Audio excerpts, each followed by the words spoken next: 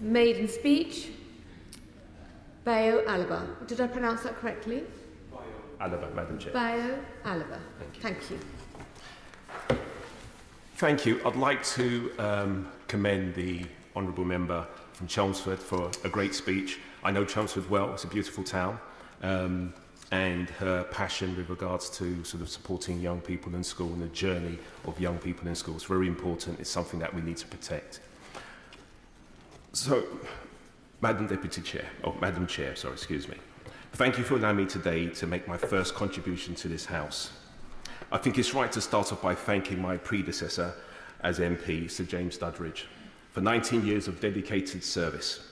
He became MP in 2005 when Southend East and Rochford was newly redrawn.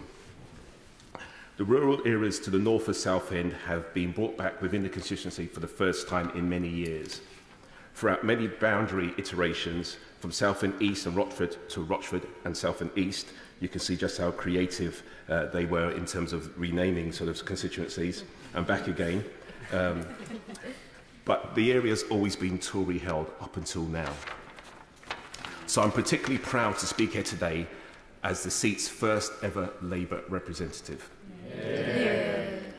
The constituency consists of not just the city of Southend, but of the villages of Great Wakering, Kenewden, Barling, Paglesham, Stanbridge, Shoebury-Ness, and the suburbs of Southchurch and Fort Bay and Rochford itself. It is a beautiful constituency, rich in culture, where you should bring your walking boots as well as your swimming costume. It is the place where Dame Helen Mirren went to primary school and is home to the Cliffs Pavilion, who hosted Oasis in 1995. Although it might be tricky next time round, depending on who can get tickets. We are also, I am contractually obliged to mention, as a Southender, to tell you that Southend is the site of the longest pier in the world, 2,158 metres, with the option to walk or take a purpose-built train. I made a mistake some years ago of walking it with my son, who's a little bit older now, who's up in the gallery, and my calves were struggling by the end of it. Watching the maiden speeches of Labour colleagues, past and present, I have been struck by the nature of the local industries so often name-checked. Tin, pottery, steel, textiles and coal are among the staple products in historic Labour seats. These are noble and important goods. They are Labour goods, but they are not the stock in trade of my own seat. Southend's primary industry and expertise has always been tourism, good times, escapism, and happy memories. These are our exports. Southend is a city which allows you to meet a sea turtle, admire a vintage car, win a very large teddy bear, and even have your palm read, often during the course of a single day. It is a place where past generations have gone in search of freedom and pleasure, and it's hard in today's world to think of a calling more important than this. Indeed, the musician Billy Bragg immortalised one of the roads which takes you to Southend in his 1985 song, A13 Trunk Road to the Sea. The chorus name-checked Shoebury-Ness and Bragg later said that he hoped his song would imbue the A13 motorway. I know it was a bit of a reach, but there you go. With the same romance as Route 66 in America, the road to your dreams, which runs from Chicago to Los Angeles. This was a lofty lyrical ambition indeed, and it was always going to be a hard ask. But speaking as someone who grew up in the East End of London in that era, I can confirm that the idea of Southend did always carry a certain magic. It's one reason why I feel so privileged to represent the area today. Another reason is the constituency's military heritage. At the eastern part of my seat, you'll find Shoeby Garrison, an area steeped in military history. And in the north is Southend Airport, which now serves holidaymakers, but which in a past life was Rochford Airfield, a World War II fighter base that helped to fend off fascism during the Second World War. As a former soldier myself, I was stationed in Southend, in the Southend area for a short while. And one of my great pleasures when canvassing is running into old army friends that are still living in the seat if they're prepared to open the door to me. For me, as someone who left school with no qualifications, who got into a lot of trouble as a young boy and needed a second chance, Night school and the military provided a lifeline for me. I quite simply would not be here today in the mother of all parliaments without the opportunities it gave me and the ethos of service that it instilled within me. So to properly understand Southend, you need to understand its proud military history too. The city is built on a blend which I say is unique. Excuse me.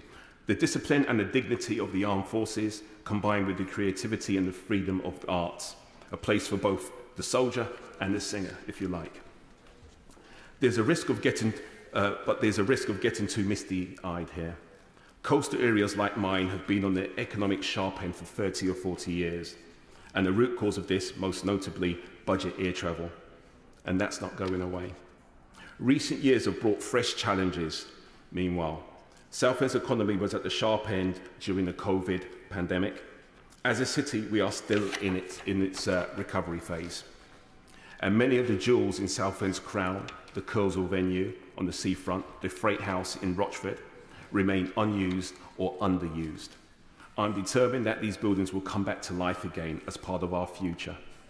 And I do believe change is afoot. There is a Southend Renaissance at work. The people of Southend are ready to seize the initiative and want more. Southend are strong, independent, and unbelievably hard-working. This weekend just gone, for instance, we held a City Jam, an awe-inspiring international street art festival, now in its third year. But we can't do it alone. And this is one of the reasons why I'm so pleased, not just to be Southend's first ever Labour MP, but to be one of many first-time Labour MPs in seaside seats we have never won before. My fellow members, seats such as Southend East and Rochford need a real and impactful regional policy. Too little thought has been put into how we build on existing assets and specialisms and to build a sense of place and economic centre of gravity. Southend East and Rochford's future will be found in modern technology, modern infrastructure, green energy, and by identifying opportunities in well-paid modern job sectors.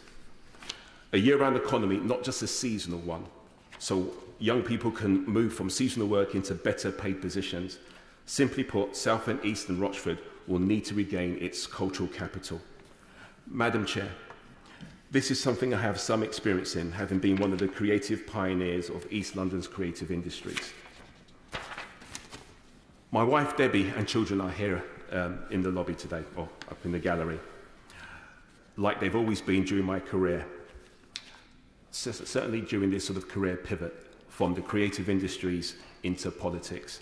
And I thank them for their unwavering support and complete belief in me. I believe it's my duty to help shape and create the future jobs and businesses for this generation and future generations to grow into. Just like Bayo Alaba and Atunike Awesu, my late parents, who sacrificed everything as part of the Windrush generation to leave their families and communities behind in Nigeria in order to raise a family here in one of the most welcoming countries in the world. Simply put, it is now my job to ensure communities such as Southend East and Rochford are vibrant, dynamic, stable, and welcoming. So when we talk about public finances, as we do at today's debate, Madam Chair, I believe we should all bear this in mind. Our economy will be strongest if we can fill the potential in every corner of the country, on the esplanades of Southend and in the town centres of Rochford and Southend, places which have so much to contribute to our economy and our culture, yet have too often been sidelined. And so I look forward to representing my constituents in this House. I look forward to contributing to future debates around our economic future, and I look forward to contributing to many and other discussions besides. Thank you.